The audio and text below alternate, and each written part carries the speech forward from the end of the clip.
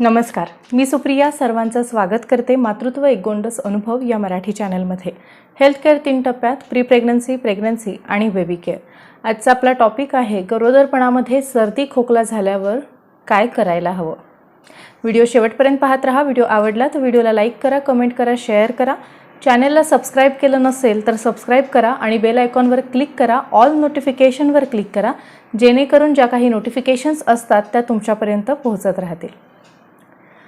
गरोदरपणामध्ये सर्दी खोकला मुळात होऊच नाही यासाठी काळजी घ्या।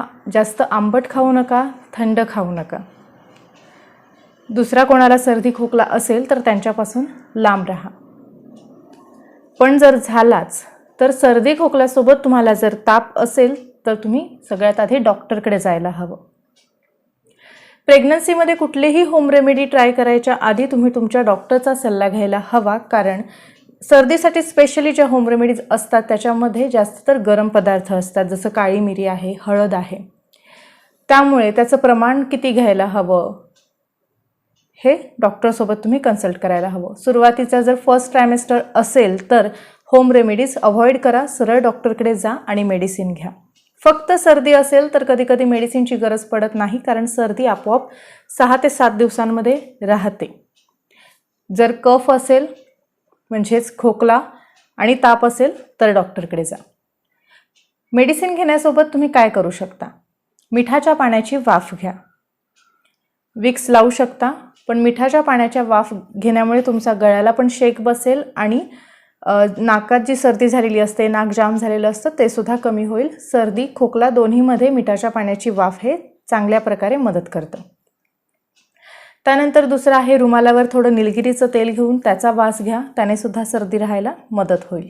आणि जर तुम्हाला ताप असेल तर कोमट पाण्याच्या पट्ट्या किंवा कोमट पाण्याच्या पट्ट्यांनी अंग पुसून घ्या। ताप आल्यावर कधीही थंड पाण्याने अंग पुसून घ्यायचं नाही, पाणी कोमटच वापरायचं, कारण त्याच्याने मग अजून थंडी भरून येऊ शकते। त्यामुळे कोमट पाण्याच्या पट्ट्या। 102च्या पुढे प्रेग्नन्सीमध्ये ताप जाणार नाही याची काळजी घ्या। डॉक्टर मेडिसिन देतात आणि प्रेग्नन्सीमध्ये जे मेडिसिन असतात ॲक्च्युली ते पण तेवढ्या पॉवरचे नसतात, त्यामुळे सर्दी खोकला ही गोष्ट राहायला वेळ लागतोच। फक्त पेशन्स ठेवा। झोपताना डोक्याखाली उशी घ्या। सर्दीमध्ये आधीच इरिटेशन होत असतं, त्यामुळे परत श्वास घ्यायला त्रास होतो, सरळ झोपल्यावरती अजून त्रास होईल, सो नेहमी मानेखाली उशी ठेवत जा।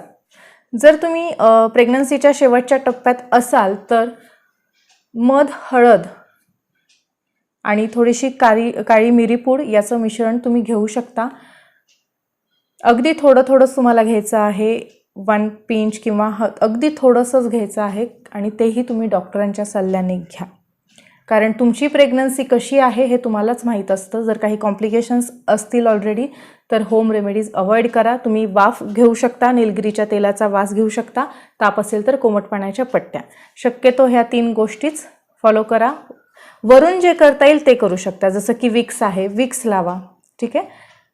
तोंडावाटे होम रेमेडीज घेणं शक्यतो अवॉइड करा। घशात जर त्रास होत असेल तर कोमट मिठाच्या पाण्याच्या गुळण्या करा।